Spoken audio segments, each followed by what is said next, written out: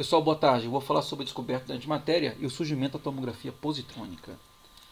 A ideia dessa apresentação é o seguinte: eu vou apresentar os princípios fundamentais que deram a origem a esse equipamento, ou seja, aquelas tecnologias que sem elas o equipamento não teria sido possível a sua construção, o seu funcionamento, tá certo? Então, por exemplo, o efeito fotoelétrico.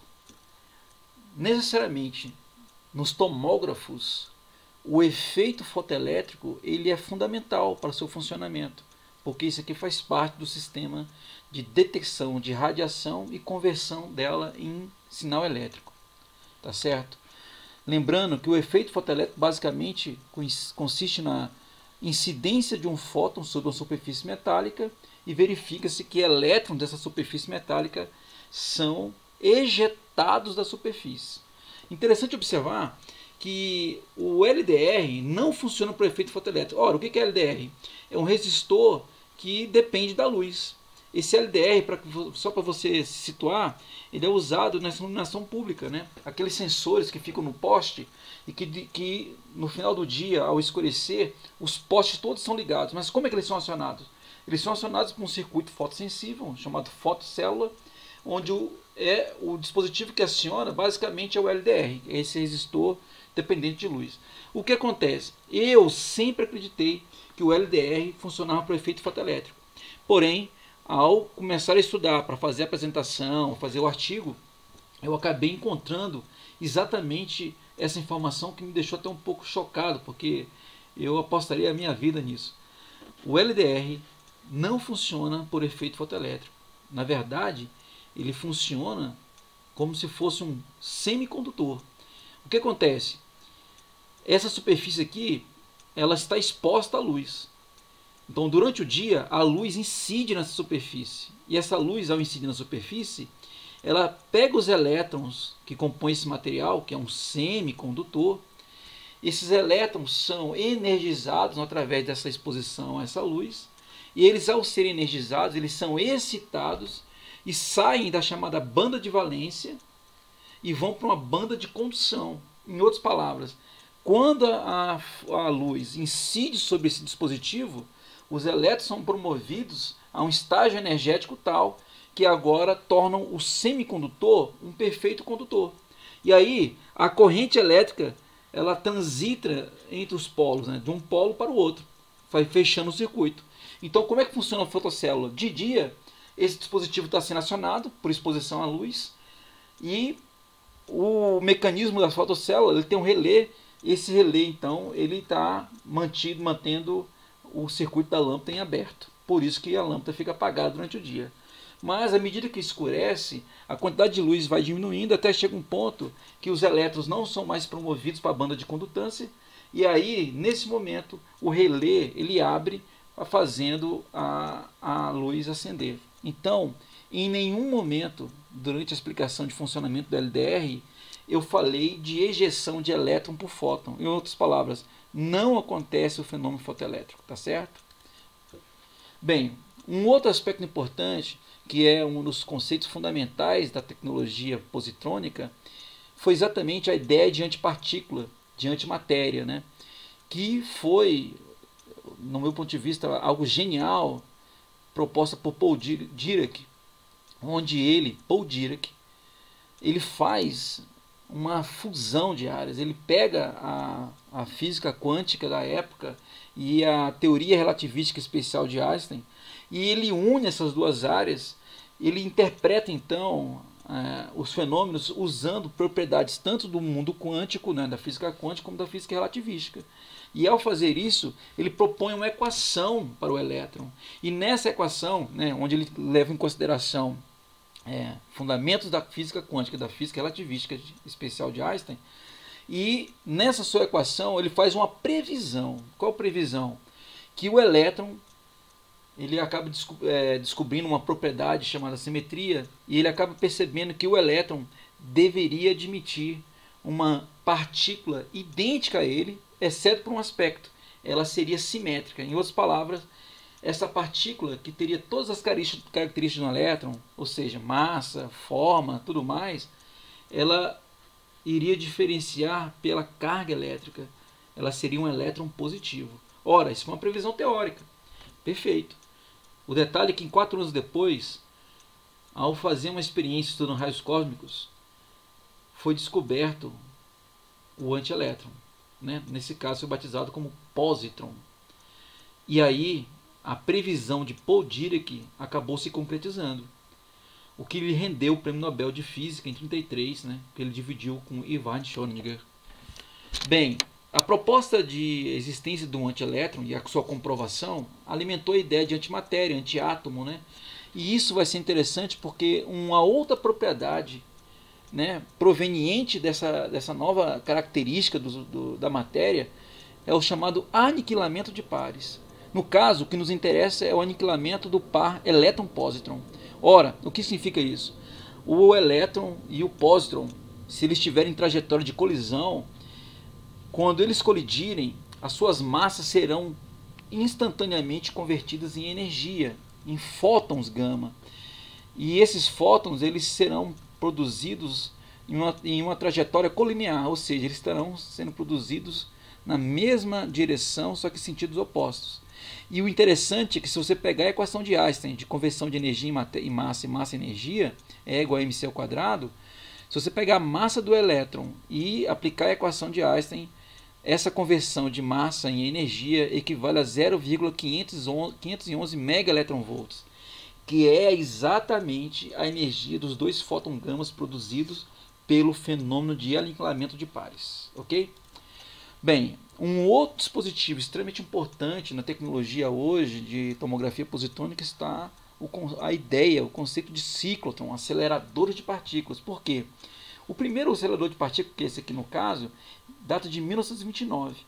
E esse acelerador de partícula, mais tarde, ele vai permitir a síntese de radiofármaco para a utilização em tomografia positônica. Por exemplo, no caso do Brasil, o IPEM, que fica em São Paulo, na cidade universitária, ele produz o flúor 18, que é usado em medicina nuclear, ou seja, produz no próprio campus o flúor 18, que é administrado ao paciente para fazer a imagem, tá certo? Então, ele sim é um dispositivo extremamente necessário. E outra tecnologia extremamente importante, não só para a tomografia positônica, mas na verdade para a tomografia, e essa tecnologia é usada também em telescópios, em espectrofotometria, em vários dispositivos que detectam radiação. É os chamados tubo-fotomultiplicadores. Aqui dentro você tem vácuo, você tem placas metálicas chamadas dinodos, né? Cada plaquinha dessa é chamada um dinodo. E aqui na extremidade, se você observar bem, você tem aqui não dá para você ver, mas aqui existe um cristal, né?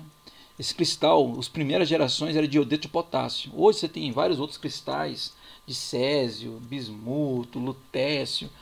E cada cristal desse hoje tem a sua curva de eficiência específica. E como é que funciona isso aqui? O fóton gama de alta energia que sai do paciente bate no fundo desse cristal aqui, e ao incidir aqui, ele acaba excitando os elétrons que compõem o cristal. Esses elétrons são energizados, vão para um estado excitado, e quando eles voltam, um fóton resulta dessa devolução. Quando o elétron volta para o estado fundamental, a energia excedente que ele recebeu é devolvida na forma de fóton. E esse fóton agora é um fóton resultante desse mecanismo, é chamado cintilação, esse mecanismo de funcionamento. Esse fóton de cintilação, que eu vou mostrar aqui no desenho, esse verde, esse raio verde, ele acaba incidindo sobre o dinodo. E nesse momento, o dinodo tem o seu elétron ejetado. Perceba que nesse momento nós estamos falando de efeito fotoelétrico. A radiação o fóton luminoso aqui, né, visível, incide sobre o dinodo, o elétron é ejetado para o próximo dinodo. Detalhe, como é que o elétron é direcionado ao próximo dinodo? Porque entre esse dinodo e esse dinodo existe uma alta DDP, na ordem de 2000 volts. E à medida que você vai avançando os dinodos, essa DDP também avança. Portanto, existe um gradiente de variação de potencial elétrico. Para que isso? Porque além de gerar um direcionamento desse elétron para essa próxima placa, Essa elevada diferença de potencial acelera o elétron, de tal forma que quando esse elétron ejetado por efeito fotoelétrico no primeiro dinodo incidir sobre o segundo dinodo, você agora vai ter um outro fenômeno que não é efeito fotoelétrico, é chamado emissão secundária. É como se fosse uma bola de boliche altamente energizada e os elétrons que estão aqui se fossem os pinos. Quando existe essa colisão, os elétrons de superfície são ejetados por colisão direta. E aí o que você tem agora aqui é uma cascata de elétrons, que novamente esses elétrons são atraídos para o próximo dinodo devido à elevada diferença de potencial elétrico. Só que cada vez que esse fenômeno de cascata acontece, né, chamada emissão secundária, você tem uma multiplicação do número de elétrons, de tal forma que do primeiro dinodo para o último dinodo, na célula fotomultiplicadora, você pode chegar a um fator de multiplicação de 100 mil vezes. E só para você ter ideia como isso é importante, a corrente elétrica no primeiro dinodo está na ordem de picoampere.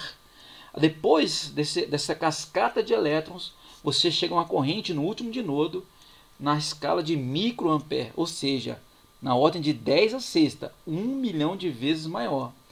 Ora, uma escala na ordem de microampere, uma corrente elétrica, ela já é suficiente para acionar circuitos elétricos. Portanto, é o tubo fotomultiplicador que faz a captura da radiação ionizante, no caso o fóton gama de alta energia, converte para um fóton de baixa energia, que por sua vez vai produzir o sinal, a corrente elétrica necessária para acionar o circuito eletrônico. Tá certo? Isso aqui também é extremamente importante. Cada tecnologia dessa que eu estou citando aqui, elas são extremamente importantes. Sem uma delas, a sistemática de funcionamento do equipamento de tomografia positrônica não funcionaria, ok? Aqui você tem um exemplo animado, onde você tem um fóton de alta energia incidindo no cristal de cintilação, passa pela janela refratária, e esse fóton já de baixa energia incide no primeiro dinodo, ou seja, daqui para cá você tem efeito fotoelétrico. Já no segundo dinodo em diante, você agora tem o chamado efeito de emissão secundária, que é a cascata de elétrons, amplificando o sinal, a corrente elétrica, de tal forma que isso pode ser usado para alimentar o circuito eletrônico que vai fazer a captura de informação, tá certo? De dados. Ora, o outro aspecto importante dessa tecnologia são os radiofármacos. Perceba, eu tenho uma molécula de glicose aqui, e um átomo de hidrogênio dessa molécula foi substituído por um flúor 18. O que é o flúor 18? É um radionuclídeo, ou seja, ele é um átomo radioativo de flúor. Nesse caso, ele é um chamado radionuclídeo pósitron emissor. Por quê? Ele emite radiação pósitron. E muito importante, ele só emite radiação pósitron. Lembrando, se essa glicose está dentro de uma célula, o indivíduo consumiu glicose, essa glicose foi administrada a ele uma quantidade de glicose radioativa, essa glicose vai para dentro da célula e dentro da célula, então, vai ser emitido esse pósitron. Por sua vez, quase que de maneira instantânea, na escala de picosegundos, esse pósitron acaba colidindo com o elétron do meio, gerando os fóton gama resultante do aniquilamento de pares. E essa radiação gama, por ter alto poder de penetração, ela sai do paciente, né? O paciente vai ter essa radiação gama saindo do seu corpo e vai ser detectado pelo sistema de gama-câmara, do chamado o sistema de gama-câmara, né, do tomógrafo, ok? Aqui você tem uma imagem do cérebro humano, onde ele foi dopado com glicose radioativa, né, a FDG18, e aqui você tem essas partes mais iluminadas, são regiões do cérebro que com maior atividade cerebral, ou seja, maior consumo de glicose. Isso é muito importante.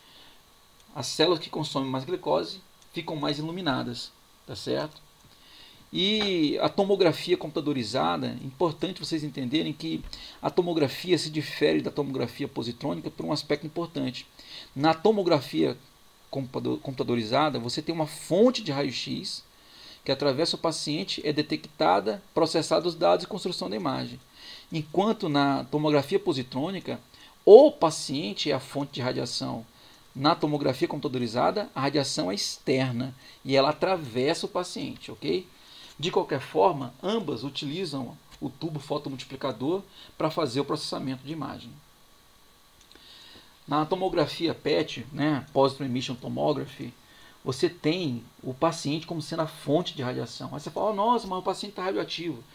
Mas quando você compara a quantidade de atividade radioativa, né, que esse paciente tem, né, a atividade radioativa que ele apresenta, em termos de radiação ionizante, acredite, é menor do que a radiação, ou muitas vezes chega no mesmo nível da radiação emitida por um tomógrafo computadorizado, ok? Então você tem a radiação gama saindo do paciente, sendo convertida pelos tubos fotomultiplicadores em sinal elétrico, que vai para um sistema eletrônico para fazer a captura de sinal, e através de um algoritmo matemático computacional, essa série de dados são convertidos em pixel, que no final é reconstruída a imagem do órgão, tá certo?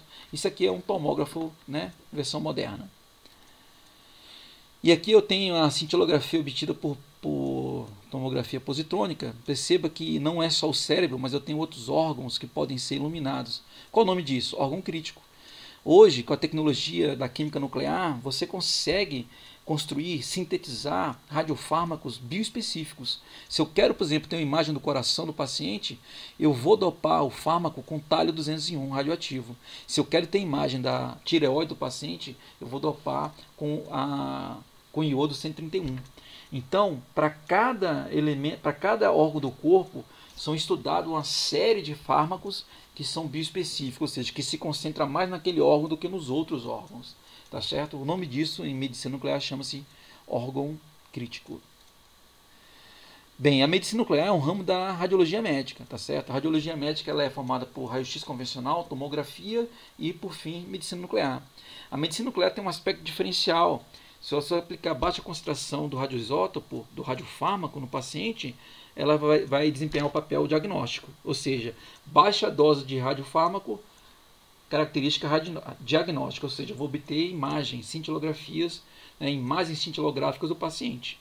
Agora, interessante que se eu aumentar a concentração do radiofármaco no paciente, agora eu saio da categoria diagnóstica e vou para a função terapêutica da medicina nuclear. Ora, o que significa isso? Se eu aplicar iodo 131, um radiofármaco à base de iodo 131 no paciente, essa baixa dose de radiofármaco iodo 131 vai se concentrar na tireoide e eu vou poder fazer uma imagem de tireoide. Agora, se eu aumentar a dose desse radiofármaco, eu vou agora concentrar um material radioativo na glândula tireoide, de tal forma que eu vou bombardear as células que compõem a glândula, e nesse bombardeamento as células tumorais neoplásicas, por exemplo, elas são mais frágeis e elas acabam morrendo primeiro que as células saudáveis. Então, dentro dessa logística, eu posso sim usar o radiofármaco para fazer uma quimioterapia nuclear, tá certo? E aqui eu estou mostrando para vocês as imagens finais de tomógrafos, onde você tem aí órgãos sendo iluminados de forma diferenciada, contraste, para mostrar o funcionamento. Eu agradeço a todos vocês pela paciência e um bom final de semestre.